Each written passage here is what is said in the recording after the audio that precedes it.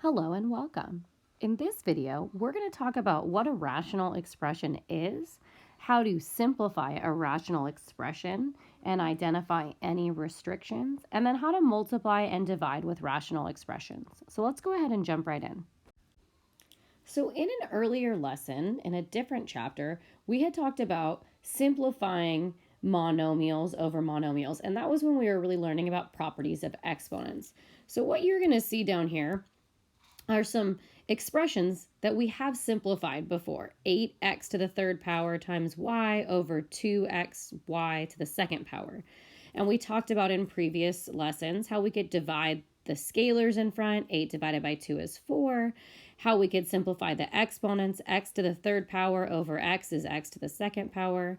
And y over y to the second power leaves 1y in the denominator. But we're going to extend this idea a little bit now that we know what a rational function is. A rational function, we learned in the last video, is a function of the form f of x equals p of x over q of x, where p and q are both polynomials. Now, if we just remove the f of x equals in front, what we have is a rational expression. So an expression doesn't have an equal sign, it's not a function, but a rational expression has that same format where we have a polynomial over a polynomial, and we're ensuring that the denominator of that polynomial is not 0. A rational expression is in simplified form when you can no longer simplify it, or when the numerator and the denominator have no other common factors besides 1 or -1.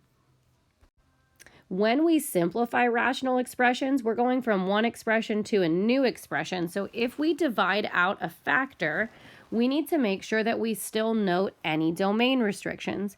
So in this original problem, in the denominator, there was an x.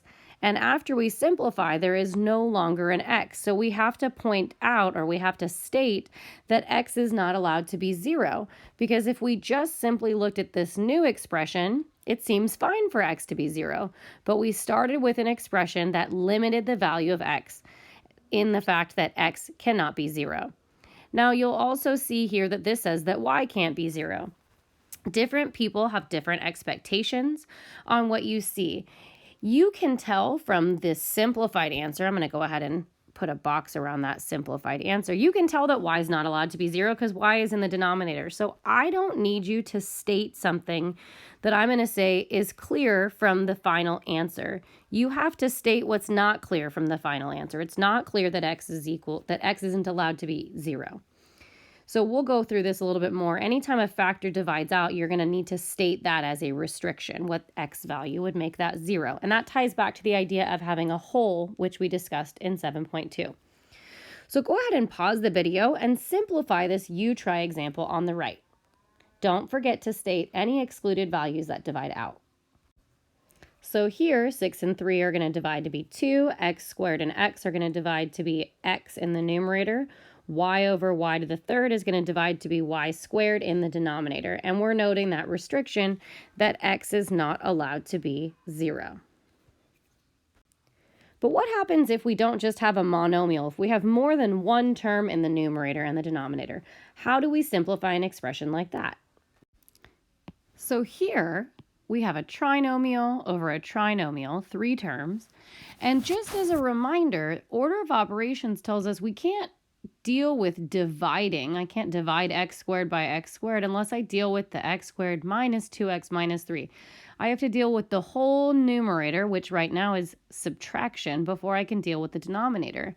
However, if I could change the numerator, instead of 3 terms being added or subtracted together, if I could change that to a product, then I could have multiplication over multiplication, and then we would be allowed to simplify. So what we're going to do is we're going to factor the numerator and factor the denominator. So x squared minus 2x minus 3 is going to factor to be x minus 3x plus 1. That's what this is going to factor to be. And then our denominator is going to factor to be x minus 3 times x plus 2. And now everything that's happening here is multiplication or division. This term times this term divided by this term times this term. And now we can simplify and not have any issues with the order of operations. So what do you see in the numerator that's exactly the same in the denominator? We have x minus 3. So if I divide those two terms out, x minus 3 divided by x minus 3, that's going to become 1. And what does that leave us with? That leaves us with x plus 1 over x plus 2. So what we're saying is that this original expression is exactly the same as this expression, which means we need to also include any restriction that we no longer see. So originally, x was not allowed to be 3 because that would make this piece of the denominator equal 0. So we're going to say for x not equal to 3. So x plus 1 over x plus 2 is exactly the same as this original expression as long as x is not equal to 3. So if you plugged in any other number, 5, 0, 12, 1,000, you would get the exact same thing in this as you do as this, as long as you're not plugging in the only value that's restricted, which is x equals 3. So x can be anything except for 3. Now, this is really leading us to where we're going to go eventually in the last section of this chapter, which is solving. We need to make sure we know what x is not allowed to be, so when we're multiplying or dividing or simplifying, we don't accidentally say that we have a solution that actually isn't within the realm of possibilities. So let's go ahead and look at example 1 down here. We're going to factor our numerator. So that's going to factor to be x minus 6 times x plus 2. And then we're going to factor our denominator, which is the difference of squares, x plus 2 times x minus 2. And then we can see that here we have x plus 2 over x plus 2, which are going to divide out, which means x is not allowed to be negative 2 because that would make the denominator 0. Sort of like the idea of having a whole when we were talking about functions instead of expressions. So this original expression is equal to x minus 6 over x minus 2 as long as x is not equal to negative 2. All right, I'm going to encourage you to pause the video, factor numbers 2 and 3. Yes, there is a perfect cube there that you have to know how to factor. And then see if you can simplify your expression down. Make sure to include any restrictions in your final answer. Okay, hopefully you've had time to work through that. In our numerator on number 2, the only thing we can factor out is that greatest common factor, which is 2. In our denominator, that's going to factor to be x plus 1 times x plus 3. So these two expressions are equal. Our x plus 1 is going to divide out, so x is not allowed to be negative 1. And what we're left with is 2 in the numerator and x plus 3 in the denominator. Now for number 3, x cubed minus 1 is going to factor to be x minus 1 times x squared plus x plus 1. We learned in an earlier chapter about how to factor perfect cubes, but I'll just write it up here as a reminder. There we go. So in case you need a refresher on that, you may want to just go back and check out that video. Our denominator doesn't factor any more than it already is, so it's already factored as much as possible. Now we have a common factor that's going to divide out, so I know in my final answer x is not allowed to be 1. And this simplifies down to just be a polynomial, just a trinomial, x squared plus x plus 1. Now that we've talked about simplifying a rational expression, let's go ahead and look at what happens if we're multiplying or finding the product of more than one rational expression. So when we multiply fractions, normally what we do is we can multiply across the top and we can multiply across the bottom. And then after we do that, we can simplify. So those are both divisible by 3. That would give us 4 over 6, which actually those are both divisible by 2. So that would give us 2 over 3. We also learned that we could just simplify before we multiply. 4 and 2, 4 divided by 2 is 2. And 3 and 9 are going to simplify to be 3. So this whole thing just simplifies to be 2/3. So what we actually learned a long time ago is that when we have two fractions that are being multiplied together, it's actually a lot easier to simplify and then combine them into one fraction using multiplication. Why am I talking about this? Because in this lesson, it's actually going to be easier for you to factor and simplify and not actually multiply anything together. So our ultimate goal is to take these two fractions and make them one fraction that is as simplified as possible. So even though what we're doing is technically multiplication, what you're going to notice is we're not really multiplying anything together. We're just rewriting it. So the first step is going to be really the same as what we have been doing. We are going to factor everything that's there. So let's look at just this term first. In the numerator, we can factor out the greatest common factor, which is x. So we're left with x minus 5. In the denominator, we have the difference of squares. So we have x plus 2 times x minus 2. We're multiplying this entire expression by our other expression. The denominator is not going to factor, but the numerator will factor to x plus 5 times x plus 2.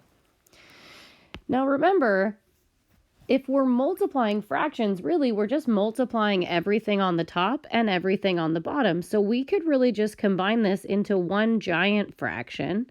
6x times x plus 2x minus 2 in the denominator. X times x minus 5 times x plus 5 times x plus 2 in the numerator. And now we can identify what divides out. Well, x divided by x is 1, so we can get rid of an x, or we can divide 1 out. If x is 0, that would make 0 times all of this be 0, so there's a restriction. We have an x plus 2 in the numerator and an x plus 2 in the denominator, so negative 2 is also a restriction. And then it doesn't look like anything else is going to simplify, so let's rewrite our simplified expression. This is x minus 5 times x plus 5 over 6 times x minus 2.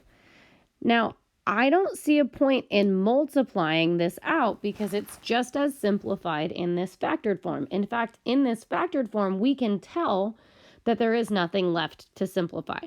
So when you're multiplying rational expressions, factor the numerator and the denominator, then you can rewrite it as one giant fraction and divide out any common factors. Anything that's in the numerator and the denominator, that's the same, is going to divide to be 1. Make sure you state any of those values that are excluded or that are restrictions, and then rewrite your final answer. So again, what we're saying is this product is equivalent to this expression as long as x is not equal to 0 or negative 2. Let's look at a few more examples of multiplication. All right, looking at number 4, let's first factor our first term.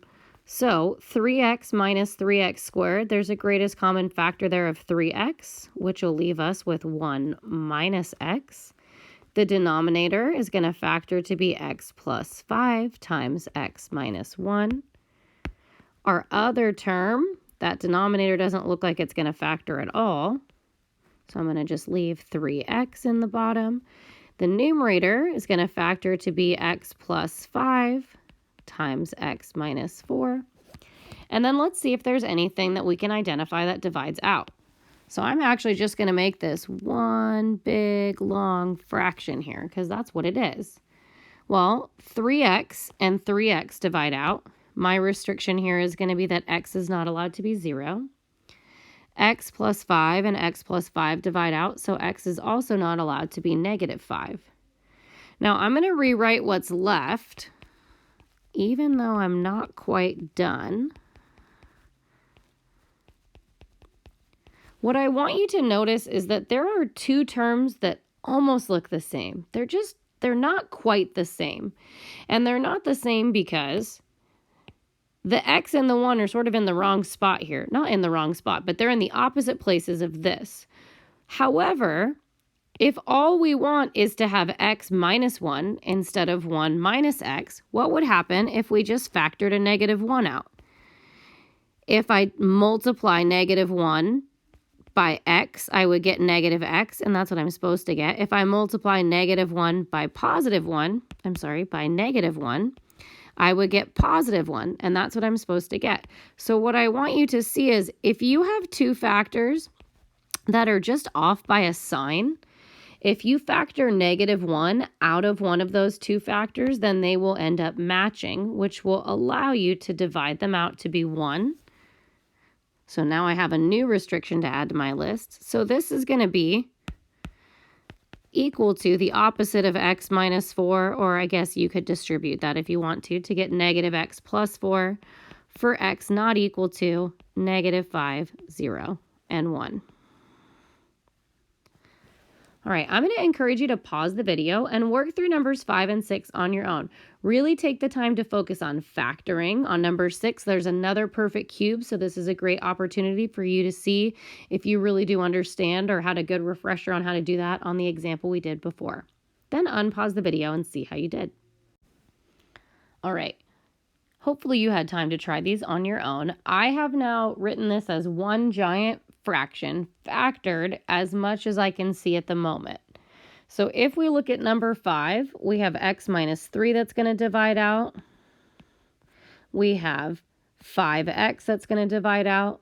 And then again, we have this situation where we have the correct thing, but they're opposite in sign. So I'm going to go ahead and take out a negative out of the numerator so that I can rewrite my x minus 1 in the order I want it to be written in. Again, I'm not changing the problem because look at what happens if I distributed this back out. I would get positive 1 and negative x, and that's what I'm supposed to get.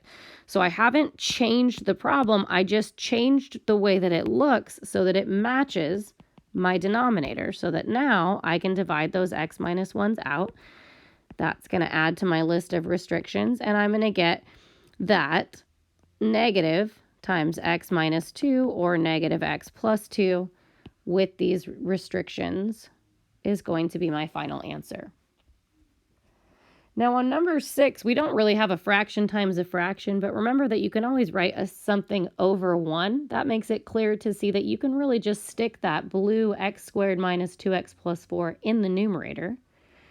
And that can help guide you when you're factoring your denominator because this does not factor. However, now, since we factored the perfect cube in the denominator, this divides out in the bottom to be 1. So we're going to be left with x minus 7 over x plus 2.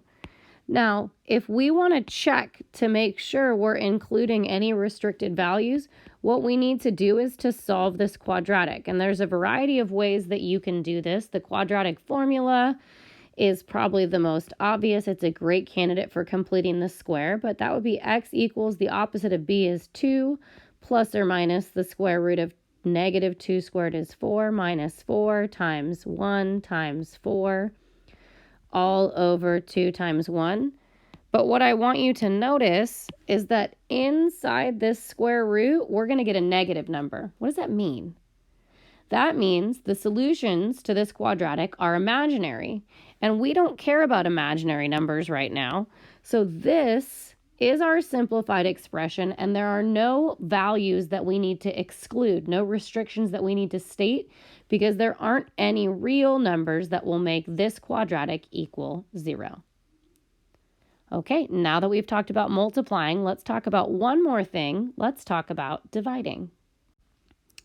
Okay, so we know that when we divide with fractions, in general, that's the same thing as multiplying by the reciprocal. So a over b divided by c over d really could just be a over b multiplied by the reciprocal. The same thing applies when we are looking at rational expressions. 7 over x plus 1 divided by x plus 2 over 2x minus 3 is the same thing as multiplying by the reciprocal. And once this becomes a multiplication problem, we know exactly how to deal with it. We can combine it into one fraction. The only thing that really needs to be kept in mind is that anything that was ever in the denominator, for example, this 2x minus 3, cannot be 0. In our final answer, that 2x minus 3 is in the numerator, which means we have to state the exclusion or the restriction that would make that value equal 0, because at some point it was in the denominator. So one of the things I'm going to encourage you to do is pay close attention to your second term. No matter what happens, if you are dividing, neither the numerator nor the denominator of your second term can ever equal 0, because that would mean you're dividing by 0, either when you divide this term by this one or when you divide the top by the bottom on that second one. So just be aware, sometimes there are some sneaky restrictions that you need to make sure you state. So the process here is going to be really similar to what we've been doing. We're going to look at our first term and take out the greatest common factor. So I can factor a 3 out there. Divided by, before I flip, I'm actually going to just factor the numerator and the denominator. The numerator over here is going to become x times x minus 5. The denominator is going to become x plus 3, x minus 3. Times x minus 5. And before I simplify, I'm going to go ahead and divide this factor out and make a note to myself that x is not allowed to be 5. Now, keeping the first term the same, we're going to reciprocate the second term so that we can make this into a multiplication problem instead of a division problem. So, x minus 3 over x. Now, this is where we need to note. Right now, x minus 3 just disappeared out of the denominator, but it was in the denominator at some point, which means 3 is also a restriction. We're going to see that divide out here as well. We also have an x in the denominator and an x in the numerator, so we have one more restriction, which is 0. And this whole crazy looking expression that we started with actually just simplifies down to be 11 over 3. Kind of crazy. We had all these x's and all this complicated looking mess, and it simplified down just to be the value 11 over 3. Okay, let's look at number 7. We're going to factor the GCF out of the denominator, and then I'm going to go ahead and factor the numerator and the denominator in my second term. X minus 6 and x minus 5. I have an x minus 6 that can divide out, so x is not allowed to be 6. I'm going to make note, x is also not allowed to be negative 5, because right now that's in the denominator, even though it's going to divide out. And it's also not allowed to be 0. But let's just flip and see what else is going to simplify. So I'm going to reciprocate here, x minus 5 over x. The x minus 5s are going to divide out. The x is going to divide out. And again, we're just left with this value. Now, it's not always going to simplify down to be exactly one value, but in these last two examples, that's what we have seen.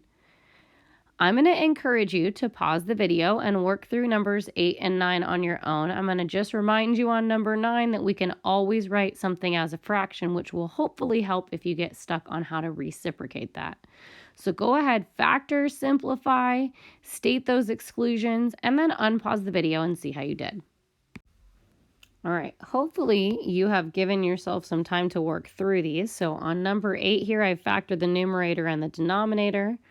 For both of our fractions, I can see here that an x minus 2 is going to simplify out. Now I'm going to go ahead and reciprocate my second fraction so that this becomes multiplication. So x minus 4 over x. So my x minus 4s are going to divide out. My x's are going to divide out. And we're going to be left with 4 over 5. On my second one, I'm going to go ahead and factor the GCF out of the numerator, and then I can factor the polynomial that's left. And then I'm going to go ahead now and flip or reciprocate my second term. and see what I can simplify. X plus 1 is going to simplify, so x isn't -1. The 2's are going to simplify. That's never going to be 0 because I'm just multiplying by 2. So it looks like this is going to simplify to be 3x minus 1 in the numerator over 5x squared times x. I have x to the second times x. That's going to give me x to the third, as long as x is not equal to -1. So let's recap what we covered in this video. We first talked about what a rational expression was. We tied it back to monomials when we talked about powers and rules of exponents. Then we talked about how do we simplify if it's not a monomial, if it's a multiple term polynomial. We factor, we simplify any factor that it shows up in the numerator and the denominator, and we make sure to list those restrictions. Lastly, we tied this to division, saying division is just multiplication by the reciprocal. So the process is really going to be the same. We just have to be careful that we make sure whatever we're dividing by, that second term or that term, the dividend, the thing we're dividing by, is never equal to 0 when we're listing off our exclusions. So go ahead and write down any questions you have, and I look forward to supporting you on this. Thanks for listening.